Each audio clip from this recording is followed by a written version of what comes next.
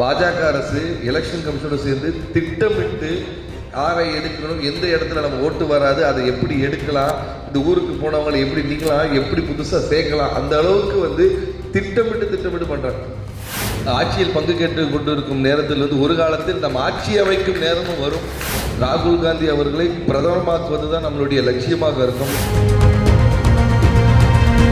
உங்களுடைய இந்த அர்ப்பணிப்பு இல்லாட்டி இன்னைக்கு இந்த மேடையில் நாங்கள் யாருமே இருந்திருக்க மாட்டோம். மறைந்த என் தந்தையாக இருக்கட்டும் சரி, நானாக இருக்கட்டும், அதாவது என்னெல்லாம் நிறைய பேருக்கு எனக்கு தெரியவே தெரியாது. ஆனாலும் சரி, மறைந்த என் தந்தை மறைவுக்கு பின்பு எனக்கு ஒரு வாய்ப்பு வந்த போது இதில் கட்சி நிறைவாகும் சரி, காங்கிரஸ் மீது உள்ள பற்றுனாலையும் எல்லாரும் ஒரு குடும்பமாக சென்று இதை வெற்றி பெற வைத்து இந்த இடத்துல நிற்க வைத்த உங்களுக்கு முதல்ல என்னுடைய நன்றிகளை மீண்டும் மீண்டும் நான் சொல்லிக்கொண்டே இருக்க வேண்டும்.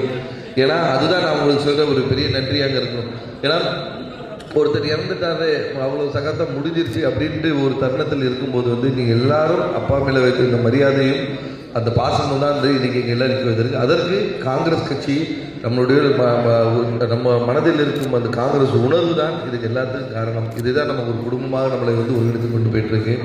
இந்த BLA 2 நம்ம மீண்டும் அதோட ப்ராசஸ் பற்றி சொல்கிறதால என்னோட உங்கள் எல்லாருக்கும் நல்லா தெரியும். ஏன்னா அந்த களத்தில் இருந்து செயல்படக்கூடிய வீரர்கள் நீங்கள் தான். ஆனால் இப்போ ஒரே ஒரு நம்ம அலட்சியமாக இருந்துட வேண்டாம் என்பது மட்டும்தான் என்னோட ஒரே கருத்து.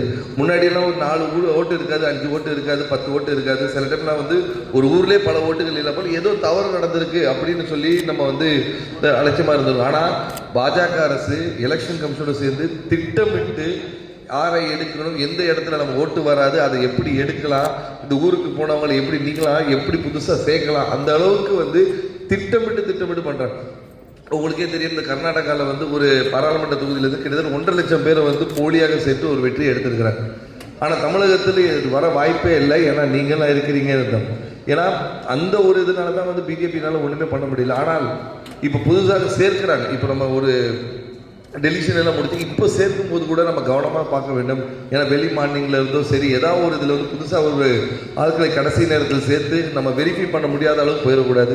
அதனால் ஒவ்வொரு வார்டிலையும் சரி, ஒவ்வொரு பூத்திலும் உங்களுக்கு தெரியும் யார் யார் எங்கே இருக்கிறாங்க, யார் நமக்கு சாதகமானவர், யார் நமக்கு எதிரானவர்கள். புதிதாக யார் வந்தாலும் உடனே ஐடென்டிஃபை பண்ணி அவர்களை தடுத்து நிறுத்த வேண்டியது நம்ம எல்லாத்தோடைய ஒரு கடமையாக இருக்கும். இந்த 2026 தேர்தல் மிக முக்கியமான தேர்தல், ஒரு மாற்றத்தை கொண்டு வரக்கூடிய தேர்தல். நாமளும் புதிய ஒரு மாற்றத்தை நோக்கி பயன்படுத்தி கொண்டு இருக்கிற ஒரு தேர்தல். இந்த மேடையில் எப்போதும் மறைந்த தந்தை சொல்லியிருக்கும் போதும் காங்கிரஸில் இருப்பதே பெருமை, அதை வளர்ப்பதே நமது கடமை. அந்த கடமையை நாம் உண்மையாக நம்ம செய்தால் கண்டிப்பாக காங்கிரஸ் கட்சி மேலும் மேலும் வளரும். கண்டிப்பாக இன்று நாம் கூட்டணி ஆட்சி கேட்டுக்கொண்டு இருக்கும் நேரத்தில் ஆட்சியில் பங்கு கேட்டு கொண்டு இருக்கும் நேரத்தில் ஒரு காலத்தில் நம்ம ஆட்சி அமைக்கும் நேரமும் வரும். நாம் இதே போல் கிள்ளியூர் போலையோ விளவங்கோடு போலையோ இல்லை கன்னியாகுமரி போலையோ எல்லாரும் ஒருமனதாக காங்கிரஸுக்காக, காங்கிரஸ் உணர்வோடு நம்ம எல்லாரும் ஒன்றிணைந்து செயல்பட்டால் கண்டிப்பாக ஒரு பெரிய மாற்றத்தை கொண்டு வரலாம். ராகுல் காந்தி அவர்களை பிரதமராக்குவது தான் நம்மளுடைய லட்சியமாக இருக்கும்.